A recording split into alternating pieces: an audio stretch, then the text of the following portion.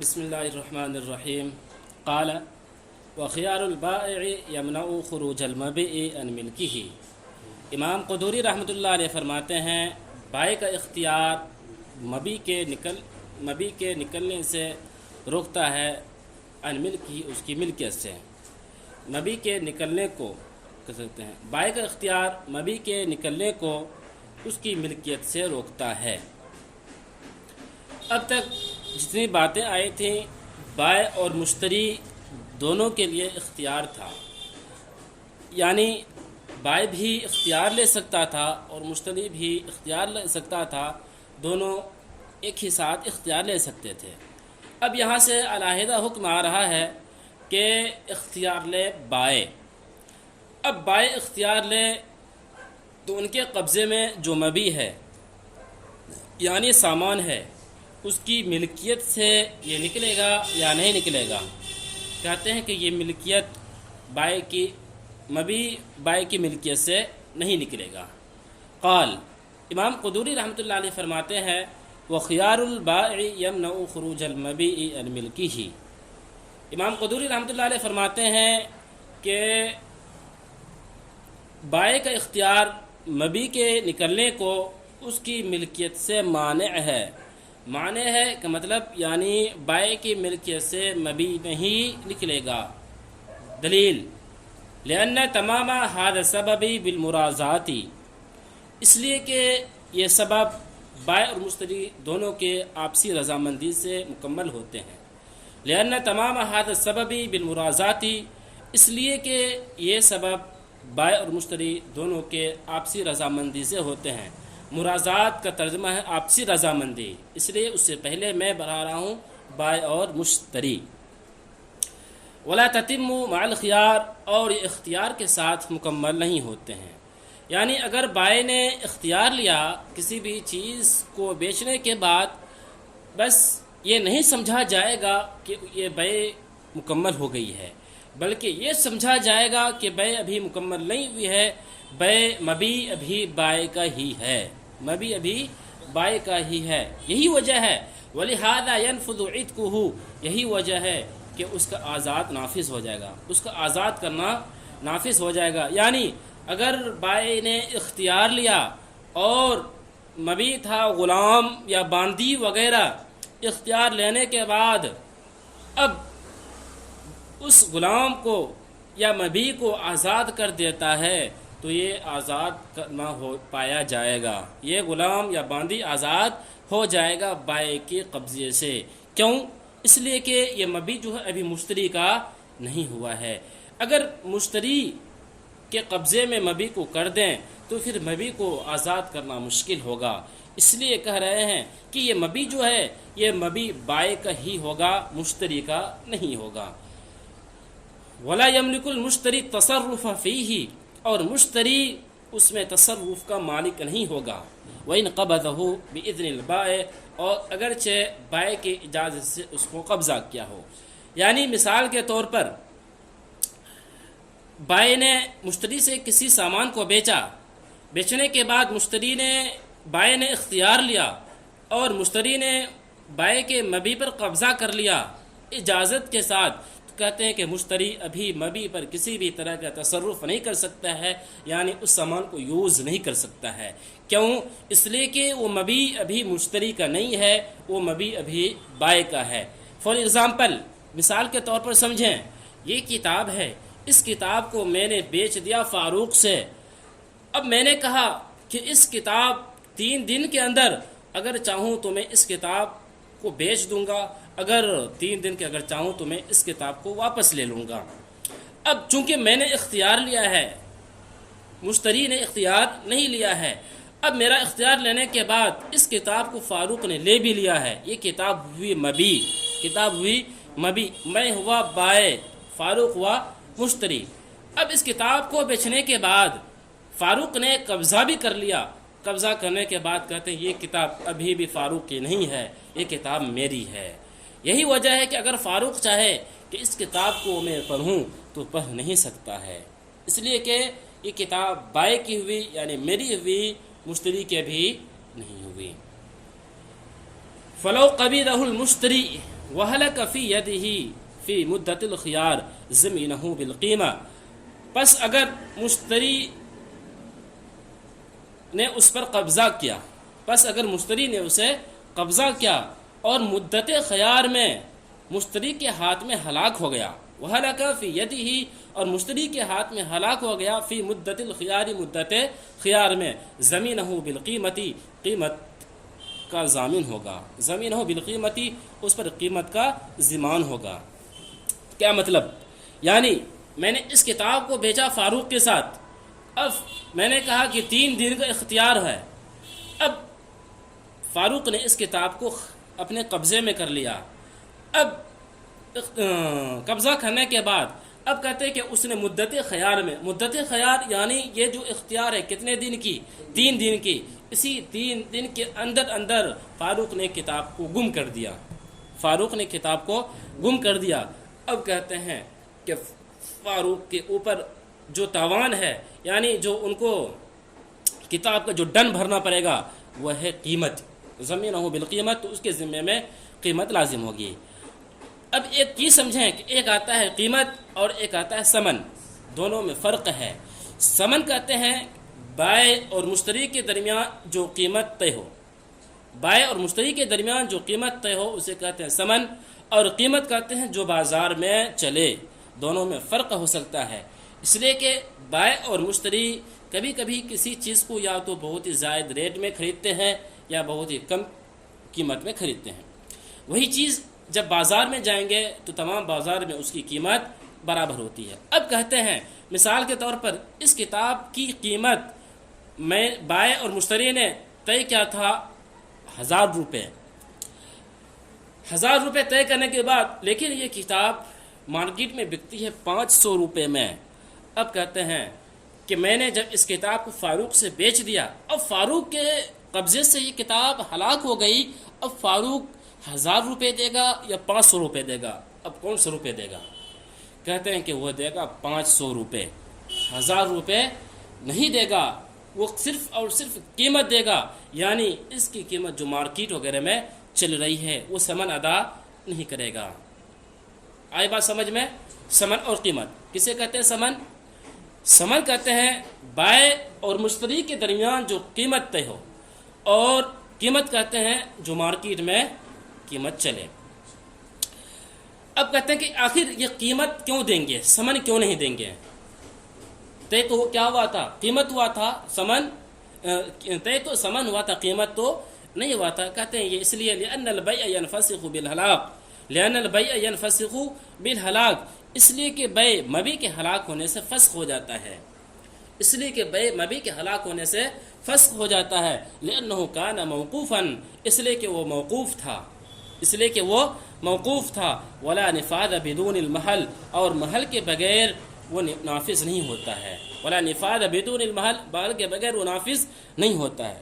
لأن البيع ينفسخ بالهلاك، اس لیے کہ بیع مبیع کے ذریعے سے ہلاک ہو جاتا ہے، یعنی جب کسی چیز میں کیا ہو؟ اختیار ہو، اب اختیار ہونے کے بعد اب مشتری کے ذمے سے مبیع ہلاک ہو گیا تو ہلاک ہوتے ہی بیع فاسخ، بیع منسوخ، اور جب بیع فسخ ہو جائے تو بیع فسخ کی صورت میں قیمت دینا پڑتا ہے، ثمن نہیں۔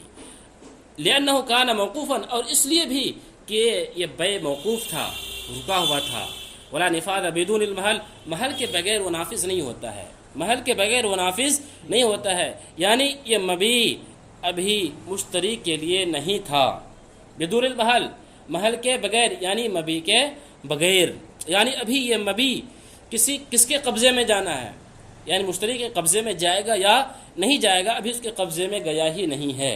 جب اس کے قبضے میں گیا ہی نہیں ہے تو ایسا سمجھا جائے گا ابھی بیع موقوف تھا، بیع ابھی رکا ہوا تھا۔ جب بیع رکا ہوا ہو اور ہلاک ہو جائے تو ایسی صورت میں قیمت ادا کرنا ہوتا ہے، نہ کہ ثمن۔ فبقي مقبوضا في يده على صوم الشراء وفيه القيمة، پس یہ ہو گیا مشتری کے قبضے میں باقی، اس طور پر گویا کہ خرید و فروخت، بس یہ مشتری کے قبضے میں خرید و فروخت کے طور پر باقی رہا، فہی مقبوضاً فی یدہ علی سوم الشراء، پس یہ مشتری کے قبضے میں خرید و فروخت، یہ بھاؤ تاؤ، سوم شراء بھاؤ تاؤ کے طور پر باقی رہا، پس یہ مشتری کے قبضے میں بھاؤ تاؤ کے طور پر باقی رہا، وفیہ القیمہ، اور اس میں قیمت ہے۔ کیا مطلب؟ یعنی یہ مسئلہ بالکل ایسا ہی ہو گیا جیسے کہ بائع سے مشتری کسی مبیع کو لے جائے اور لینے کے بعد اپنا گھر لے جائے کسی کو دکھلانے کے لیے، یہ کہ خود اس نے اپنے ہاتھ میں لیا اور بھاؤ کر رہا ہے اس سامان کی کتنی قیمت ہے، اس سامان کی کتنی قیمت ہے۔ اسی بھاؤ کرنے کے درمیان میں وہ مشتری کے ہاتھ سے مبیع گر جاتا ہے، ٹوٹ جاتا ہے، تو اب ایسی صورت میں کیا کریں گے؟ سمن دیں گے یا قیمت دیں گے؟ کہتے ہیں کہ ایسی صورت میں چونکہ ابھی بیع ہوئی ہی نہیں ہے، بیع ہوئی ہی نہیں ہے، جب بیع ہی نہیں ہوئی ہے تو ایسی صورت میں قیمت دینا پڑے گا، سمن نہیں۔ وَلَوْ هَلَكَ فِي يَدِ الْبَائِعِ إِنْ فَسَخَ الْبَيْعَ، اور اگر بائع کے قبضے میں مبیع ہلاک ہوا، اور اگر بائع کے قبضے میں مبیع ہلاک ہوا، ان فسخ البیع، بیع فسخ ہو جائے گا، بیع فسخ ہو جائے گا، ولا شیء علی المشتری، اور مشتری پر کوئی چیز نہیں ہے۔ یعنی اس کتاب کو میں نے بیچ دیا فاروق سے، بیچنے کے بعد شرط بھی لگا دی کہ مجھے اختیار ہے 3 دن کی۔ اب اس 3 دن کے درمیان یہ کتاب مجھ سے گم ہو گئی، یہ کتاب مجھ سے گم ہو گئی۔ گم ہونے کے بعد کہتے ہیں کہ فاروق کو مجھے کچھ نہیں دینا پڑے گا، فاروق کو مجھے کچھ نہیں دینا پڑے گا، اس لیے کہ یہ میرے ذمے سے ہلاک ہوئی ہے، فاروق کے ذمے سے ہلاک نہیں ہوئی ہے۔ وَلَوْ هَلَكَ فِي يَدِ الْبَائِعِ إِنْ فَسَخَ الْبَيْعَ، اور اگر مبیع بائع کے قبضے سے ہلاک ہوا، ان فسخ البیع، بیع فسخ ہو جائے گا، ولا شیء علی المشتری، اور مشتری پر کوئی بھی چیز نہیں ہے، اعتبارا بالصحیح المطلق، مطلق بیع پر صحیح کا اعتبار کرتے ہوئے، مطلق بیع پر صحیح کا اعتبار کرتے ہوئے کا کیا مطلب؟ یعنی اگر کسی نے صرف اور صرف بیع خرید و فروخت کر لیا، خرید و فروخت کرنے کے بعد اس نے اگر اختیار نہیں لیا ہے، کسی بھی طرح کے شرطیں وغیرہ نہیں لی ہیں، تو کہتے ہیں خیار شرط اگر نہ لے، مثال کے طور پر میں نے اس کتاب کو بیچ دیا فاروق سے، اور بیچنے کے بعد اب کہتے ہیں کہ یوں ہی بیچا، کوئی بھی شرط نہیں لگائی، اور اس کے قبضہ کرنے سے پہلے میرے ذمے سے کتاب گم ہو گئی، تو ایسی صورت میں بھی فاروق کے ذمے کوئی بھی قیمت وغیرہ یا ثمن وغیرہ نہیں ہے۔ جب مطلق بیع تھی، ان کے ذمے میں کوئی بھی چیز لازم نہیں تھی، تو شرط لگانے کے بعد بھی مشتری کے ذمے میں کوئی ثمن یا قیمت وغیرہ لازم نہیں ہوگا۔ آگے دیکھیں، قال وخيار المشتری لا يمنع خروج المبیع عن ملک البائع، امام قدوری رحمۃ اللہ علیہ کہتے ہیں کہ مشتری کا اختیار مبیع کے نکلنے سے، بائع کے ملکیت سے مبیع کے نکلنے کو نہیں روکتا ہے۔ امام قدوری رحمۃ اللہ علیہ فرماتے ہیں کہ مشتری کا اختیار بائع کی ملکیت سے مبیع کے نکلنے سے نہیں نکلتا ہے، مبیع کو نکلنے سے نہیں روکتا ہے۔ وخيار المشتری لا يمنع خروج المبیع عن ملک البائع، مشتری کا اختیار بائع کی ملکیت سے مبیع کے نکلنے کو نہیں روکتا ہے۔ یعنی اس سے پہلے والا جو مسئلہ آیا اس میں اختیار لے رہا تھا بائع، اب اس کے برخلاف اب صرف اور صرف اختیار لے رہے ہیں کون؟ مشتری۔ یعنی میں نے اس سامان کو بیچ دیا، بیچنے کے بعد اب مشتری کہتا ہے کہ مجھے اختیار ہے 3 دن کا۔ کہتے ہیں کہ اختیار لینے والا ہے کون؟ مشتری ہے۔ جب اختیار لینے والا مشتری ہے تو بائع کے ذمے میں جو مبیع ہے وہ مبیع نکل جائے گی، وہ مبیع کیا ہو جائے گی؟ نکل جائے گی۔ کیوں؟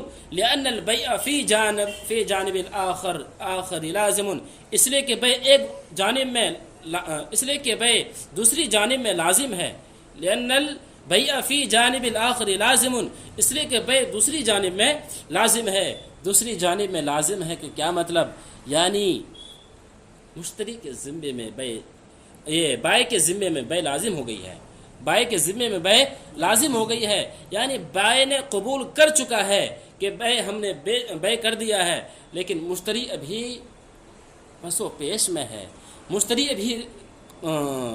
نے ابھی بے کو کمپلیٹ نہیں کیا ہے، اس لیے دوسری طرف تو بے نہیں ہوئی ہے لیکن ایک طرف بے ہو گئی ہے، ایک طرف جس کی طرف ہوئی ہے وہ ہے کون؟ بائے ہیں، لأن البيع فی جانب الآخر لازم، اس لیے کہ بے دوسری جانب لازم ہو چکی ہے، اور جس کے جانب بے لازم ہو جائے اس کے ذمے سے وہ ملکیت نکل جاتی ہے، اس کے ذمے سے وہ مبی وغیرہ نکل جاتی ہے، اس لیے بائع کے ذمے سے مبی نکل جائے گی۔ وهذا لأن الخيار إنما يمنع خروج البدل عن ملك من له الخيار لأنه شرع نظرا له دون الآخر، اور یہ اس لیے ہے وهذا یعنی بائع کی قبضے سے مبی کیوں نکلے گا اس کی دلیل دے رہے ہیں، وهذا اور یہ اس لیے ہے کہ یہ خیار من له الخيار کے لیے، اس لیے کہ یہ اختیار من له الخيار کے لیے بدل کا اس کی ملکیت سے نکلنے سے مانع ہے، اس لیے کہ یہ اختیار من له الخيار کے لیے بدل کا اس کی ملکیت سے نکلنے کے لیے مانع ہے۔ کیا مطلب؟ یعنی سب سے پہلے دیکھیں کہ اختیار لیا ہے کس نے، بائع نے یا مشتری نے؟ مشتری نے کیوں لیا ہے؟ تاکہ غور و فکر کریں، تو اسی غور و فکر کرنے کی وجہ سے یہ جو سامان ہے بدل سے مراد سامان، یہ سامان اس کے قبضے سے نہیں نکلے گی، کیوں؟ تاکہ اس میں کیا کر لے، وہ غور و فکر کر لے، اسی کرے لأنه شرع نظرا له دون الآخر، اس لیے کہ یہ غور و فکر کرنا اس کے لیے مشروع ہوا ہے، اس لیے کہ غور و فکر کرنا اس کے لیے مشروع ہوا ہے، کس کے لیے؟ یعنی مشتری کے لیے، دون الآخر نہ کہ دوسرے کے لیے، یا نہ کہ بائع کے لیے، یعنی جو شخص اختیار لے گا اسی کے لیے، جو شخص اختیار لے گا اسی کے ذمے میں ہے غور و فکر کرنا، نہ کہ دوسرے کے ذمے میں۔ جب دوسرے کے ذمے میں غور و فکر نہیں ہے تو چنانچہ مبی اس کے قبضے سے نکل جائے گا۔ اتنی بات سمجھ میں آئی؟ اب کہتے کہ مبی، اب اگلا مسئلہ ہے کہ مبی بائع کے قبضے سے تو نکل گیا لیکن یہ جائے گا کہاں پر؟ مشتری کے قبضے میں جائے گا یا نہیں جائے گا؟ اس کے اوپر اختلاف ہے۔ دیکھیں قال امام قدوری رحمۃ اللہ علیہ فرماتے ہیں الا ان المشتری لا یملکہ عند ابی حنیفہ رحمۃ اللہ علیہ، امام قدوری رحمۃ اللہ علیہ فرماتے ہیں مگر یہ کہ مشتری مبی کا مالک نہیں ہوگا امام ابو حنیفہ رحمۃ اللہ علیہ کے نزدیک۔ امام ابو حنیفہ رحمۃ اللہ علیہ فرماتے ہیں کہ مبی بائع کے قبضے سے تو نکل جائے گی لیکن مشتری کے قبضے میں نہیں جائے گی۔ امام ابو حنیفہ رحمۃ اللہ علیہ کا یہ مسلک ہے۔ وقال یملکہ، اور صاحبین کہتے ہیں کہ اس کا مالک ہوگا، یعنی مشتری مبی کا مالک بن جائے گا، یہ کہتے ہیں صاحبین، یعنی امام محمد اور امام یوسف رحمۃ اللہ علیہ، اور یہی مسئلہ ہے امام شافعی رحمۃ اللہ علیہ، امام مالک رحمۃ اللہ علیہ، اسی طریقے سے امام احمد رحمۃ اللہ علیہ، امام احمد رحمۃ اللہ علیہ یعنی ائمہ ثلاثہ کا، ائمہ ثلاثہ اور صاحبین کا مسلک بھی یہی ہے کہ مبی مشتری کے ملکیت میں داخل ہو جائے گی۔ وقال یملکہ، اور صاحبین کہتے ہیں کہ مشتری اس کا مالک بن جائے گا۔ دلیل لے کر آ رہے ہیں صاحبین، لأنه لما خرج عن ملك البائع فإنه لو لم يدخل في ملك المشتري يكون زائلا لا إلى مالك ولا عهد لنا به في الشرع، لأنه اس لیے کہ لما خرج عن ملك البائع، جب بائع کی ملکیت سے نکلا، جب بائع کی ملکیت سے نکل گیا، فلو لم يدخل في ملك المشتري، پس اگر وہ اس کو مشتری کی ملکیت میں داخل نہ کیا جائے، یکون زائلا، تو برباد ہو جائے گا، لا الى مالکن، اس کے کوئی بھی مالک نہیں ہوگا، ولا عہد لنا به فی شرعی، اور شریعت میں ہمارے نزدیک ایسے قسم کی کوئی بھی عہد نہیں ہے، کوئی بھی نظیر نہیں ہے، اور شریعت میں ہمارے نزدیک اس طرح کوئی بھی نظیر نہیں ہے۔ یعنی صاحبین کہتے ہیں کہ دیکھیں مبی بائع کے قبضے سے تو نکل گئی، اگر مشتری کے قبضے میں داخل نہیں کریں گے تو یہ ایسا ہو گیا کہ یہ ایسا سامان ہے کہ نہ تو بائع مالک ہے نہ مشتری مالک ہے، نہ بائع مالک ہے نہ مشتری مالک ہے، اور ہر وہ سامان جس کا کوئی مالک نہ ہو تو وہ سامان برباد ہو جاتا ہے، وہ سامان برباد ہو جاتا ہے۔ اس لیے مبیع برباد ہو سکتا ہے، مبیع برباد ہو سکتا ہے۔ اس بربادی سے بچنے کے لیے ہم کہتے ہیں مبیع مشتری کے قبضے میں چلے جائے گا، مبیع مشتری کے قبضے میں چلے جائے گا۔ اور اس لیے بھی کہ شریعت میں کوئی بھی ایسی چیز نہیں ہے جس کا کوئی بھی مالک نہ ہو، شریعت میں کوئی بھی ایسی چیز نہیں ہے جس کا کوئی بھی مالک نہ ہو۔ اس بنا پر ہم کہتے ہیں کہ مبیع مشتری کا ہو جائے گا، مشتری کے قبضے میں چلے جائے گا۔ یہ دلیل ہوئی کن کی؟ صاحبین کی، اور یہی دلیل ہوئی ائمہ ثلاثہ کی۔ دیکھیں پھر سے ترجمہ، لأنه لما خرج عن ملک البائع، اس لیے کہ جب وہ بائع کی ملکیت سے نکل گیا، فلو لم يدخل فی ملک المشتری، پس اگر اس کو مشتری کی ملکیت میں داخل نہ کیا جائے، یکون زائلا، تو برباد ہو جائے گا، لا الی مالک، اس کا کوئی بھی مالک نہیں ہوگا، ولا عہد لنا به فی الشرع، اور شریعت میں ہمارے نزدیک اس طرح کی کوئی بھی نظیر نہیں ہے۔ یہ ہو گئی دلیل ائمہ ثلاثہ اور صاحبین کی۔ اب آئیں ہماری دلیل، ہماری دو دلیل ہے۔ سب سے پہلی دلیل دیکھیں، ولی ابی حنیفہ رحمۃ اللہ علیہ انه لما لم يخرج الثمن عن ملكه فلو قلنا بانه يدخل المبيع في ملكه لاجتمع البدلان في ملك رجل واحد حكما للمعاوضة ولا اصل له في الشرع۔ ہماری دلیل ہے ولی ابی حنیفہ رحمۃ اللہ علیہ اور امام ابو حنیفہ رحمۃ اللہ علیہ کی دلیل یہ ہے کہ انه لما يخرج الثمن عن ملكه، کہ جب ثمن مشتری کہ جب ثمن لم يخرج الثمن عن ملكه، کہ جب ثمن مشتری کے قبضے سے نہیں نکلا، لم يخرج الثمن عن ملكه، کہ جب ثمن مشتری کے قبضے سے نہیں نکلا، فلو قلنا، پس اگر ہم کہیں بأنه يدخل المبيع في ملكه، کہ مبیع مشتری کے ملکیت میں داخل ہو جائے گا، لاجتمع البدلان في ملك رجل واحد، تو دو چیزیں ایک ہی شخص کے ملکیت میں لازم آئے گا۔ لاجتمع البدلان، دو بدل لازم آئیں گے، فی ملک رجل، ایک ہی شخص کی ملکیت میں، فی ملک رجل واحد، ایک ہی شخص کی ملکیت میں، حکما للمعاوضۃ، حکما فی ملک رجل واحد۔ یہاں تک ایک دلیل ہے، یہاں تک یہ ایک دلیل ہے۔ دلیل آئی کہ دیکھیں اختیار لیا ہے کس نے؟ مشتری نے۔ اختیار لینے کا مطلب کیا ہوا؟ ثمن اس نے اپنے قبضے سے نکال دیا؟ نہیں، ثمن اس نے اپنے قبضے سے نہیں نکالا ہے، یعنی یہ اس تردد میں ہے کہ ہم ثمن بائع کو دیں یا نہ دیں، اس تردد میں ہے۔ تو معلوم چلا ثمن کس کا ہے؟ ابھی مشتری کا ہے، ابھی مشتری کے ذمے سے نہیں نکلا ہے۔ تو اب کہتے ہیں کہ ادھر مبیع بائع کے ذمے سے نکل گیا ہے، ٹھیک، اب ادھر مبیع بائع کے ذمے سے نکل گیا ہے اور دوسری طرف مشتری کے ذمے سے ثمن نہیں نکلا ہے۔ اب اگر اس مبیع کو ہم مشتری کے ذمے میں داخل کریں گے، اگر ہم اس مبیع کو مشتری کے ذمے میں داخل کریں گے تو ایسا ہو جائے گا گویا کہ ایک ہی آدمی ثمن کا بھی مالک اور مبیع کا بھی مالک، ایک ہی آدمی ثمن کا بھی مالک اور مبیع کا بھی مالک، اور ایسا ہوتا نہیں ہے، ایسا ہوتا نہیں ہے۔ اس لیے ہم کہتے ہیں کہ مبیع مشتری کے ذمے میں داخل نہیں ہوگا۔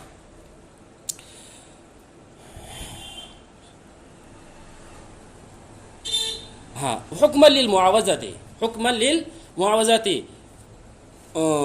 معاوضہ کے حکم کے طور پر، معاوضے کے حکم کے طور پر، ولا اصل له فی الشرع، ولا اصل له فی الشرع، اور شریعت میں اس کی کوئی بھی نظیر نہیں ہے۔ لأن المعاوضۃ یقتضی المساوات، اس لیے کہ معاوضہ برابری کا تقاضا کرتا ہے۔ یہاں تک ایک دلیل ہے، یہاں تک ایک دلیل ہے، لأن المعاوضۃ یقتضی المساوات، اس لیے کہ برابری، اس لیے کہ معاوضہ برابری کا تقاضا کرتا ہے۔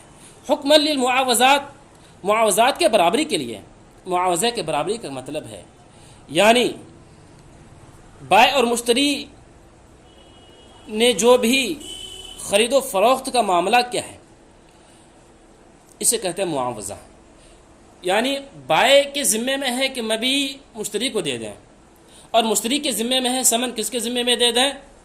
بائع کے ذمے میں دے دیں. وہ کہتے ہیں حکم للمعاوضہ برابری کو ثابت کرنے کے لیے معاوضہ کے حکم کے طور پر ولا اصل له فی الشرع شریعت میں اس کی کوئی بھی نظیر نہیں ہے. لأن المعاوضہ یقتضی المساوات اس لیے کہ یہ معاوضہ جو یہ بھاؤ تاؤ جو ہے برابری کا تقاضا کرتا ہے. یعنی بائع کے ذمے میں یہ بات آتی ہے کہ مشتری ثمن دے دیں, اسی طریقے سے مشتری کے ذمے میں یہ بات آتی ہے کہ بائع مبیع دے دے. یہ چیزیں لازم آتی ہیں. لیکن اگر ہم مشتری کو مبیع دے دیں, مبیع کا ذمہ دار بنا دیں, اب مجھے بتائیں یہ معاوضہ جو ہے کیا اس میں برابری پائی گئی؟ برابری نہیں پائی گئی, اس لیے کہ ایک ہی شخص ثمن کا بھی ذمہ دار ہو رہا ہے اور مبیع کا بھی ذمہ دار ہو رہا ہے, اور شریعت میں کوئی بھی ایسی چیزیں نہیں ہیں. ایک دلیل. دوسری دلیل دیکھیں, وَلِأَنَّ الْخِيَارَ شُرِعَ نَظْرًا لِلْمُشْتَرِي اور اس لیے کہ اختیار مشتری کے غور و فکر کرنے کے لیے مشروع ہوا ہے. اس لیے کہ اختیار مشتری کے غور و فکر کرنے کے لیے مشروع ہوا ہے لیتروّا تاکہ وہ غور و فکر کرے فیقف علی المصلحہ پھر وہ مصلحت پر واقف ہو, پھر وہ کیا ہو؟ مصلحت پر واقف ہو. ولو ثبت ملکی ربما یعتق علیہ من غیر اختیارہ اور اگر ملک کو مشتری کے لیے ثابت کر دیں تو بسا اوقات اس کے اختیار کے بغیر اس سے آزاد ہو جائے گا. یعتق علیہ اس کے ذمے سے آزاد ہو جائے گا, من غیر اختیارہ بغیر اس کے اختیار کے, بأن کان قریبہ بشرطے کہ مبیع اس کا قریبی ہو, بشرطے کہ مبیع اس کا قریبی ہو. فیفوت النظر پس غور و فکر ختم ہو جائے گا, فوت ہو جائے گا. دوسری دلیل کو سمجھیں کیا ہے؟ وَلِأَنَّ الْخِيَارَ شُرِعَ نَظْرًا لِلْمُشْتَرِي اس لیے کہ اختیار مشتری کے غور و فکر کرنے کے لیے مشروع ہوا ہے. یعنی مشتری نے اختیار کیوں لیا ہے؟ غور و فکر کرے, سوچے کہ ہم کو مبیع لینا ہے یا نہیں لینا ہے, یہ غور و فکر کریں گے. اس لیے کیا ہوا ہے؟ اس لیے مشتری نے اختیار لیا ہے. اب کہتے ہیں کہ دیکھیں بسا اوقات ایسا ہوتا ہے کہ اگر مشتری کے لیے غور و فکر کرنے کی مہلت نہ دیں اور اس مبیع کو مشتری کے ذمے میں سپرد کر دیں تو اگر مبیع غلام ہو یا باندی ہو, مبیع کیا ہو؟ غلام ہو یا باندی ہو, مبیع مشتری کے حوالے کرتے ہی, مشتری کی ملکیت میں داخل کرتے ہی مبیع آزاد ہو جائے گا. مبیع کیا ہو جائے گا؟ آزاد ہو جائے گا. اس لیے کہ مسئلہ ہے, دیکھیں اصل میں مسئلہ یہ ہے کہ اگر مشتری نے کسی بھی غلام کو یا باندی کو خریدا اور وہ غلام یا باندی کیسا ہو؟ اپنا رشتہ دار ہو, تو خریدتے ہی وہ آزاد ہو جاتا ہے, خریدتے ہی وہ آزاد ہو جاتا ہے, اس کو الگ سے آزاد کرنے کی ضرورت نہیں ہے. اب مجھے یہاں پر بتائیں کہ اختیار لیا تھا کس نے؟ مشتری نے, اور مبیع نکل گیا ہے کہاں سے؟ بائع کے ذمے سے. اب اس مبیع کو ہم اگر داخل کر دیں مشتری کے ذمے میں اور یہ مبیع کیسا ہو؟ غلام ہو یا باندی وغیرہ ہو اور اس کا رشتہ دار ہو, کس کا؟ مشتری کا, تو گویا کہ مشتری نے اس غلام یا باندی کو خرید لیا. ٹھیک, اب خریدنے کے بعد اگر وہ غلام اس کا رشتہ دار ہے, خریدتے ہی وہ آزاد ہوگا یا نہیں ہوگا؟ فوراً آزاد ہو جائے گا. اور مشتری کا کچھ فائدہ ہوا؟ مشتری کا کچھ بھی فائدہ نہیں ہوا, مشتری کا نقصان ہو گیا. اس لیے ہم کہتے ہیں کہ مشتری نے غور و فکر کرنے کے لیے اختیار لیا ہے. اس لیے مشتری کے ذمے میں ہم مبیع کو سپرد نہیں کریں گے. اگر ہم سپرد کر دیں گے تو یہی نقصان اٹھانا پڑے گا کہ مشتری چاہے یا نہ چاہے. اس لیے کہ مشتری اگر وہاں پر چاہے کہ ہم آزاد نہ کریں اس غلام کو, لیکن اس کے چاہنے سے کچھ نہیں ہوگا, کیونکہ مبیع کیسا ہے؟ مبیع کیسا ہے؟ غلام ہے یا باندی ہے, اور کیسا ہے؟ ان کا رشتہ دار ہے, اور رشتہ دار کا خریدتے ہی آزاد ہو جاتا ہے. اس لیے اگر مبیع مشتری کے قبضے میں کر دیں گے تو مبیع کیا ہو جائے گا؟ آزاد ہو جائے گا. پس مشتری کا مقصد کیا ہو جائے گا؟ فوت ہو جائے گا. فیفوت النظر, پس مقصد فوت ہو جائے گا. بس.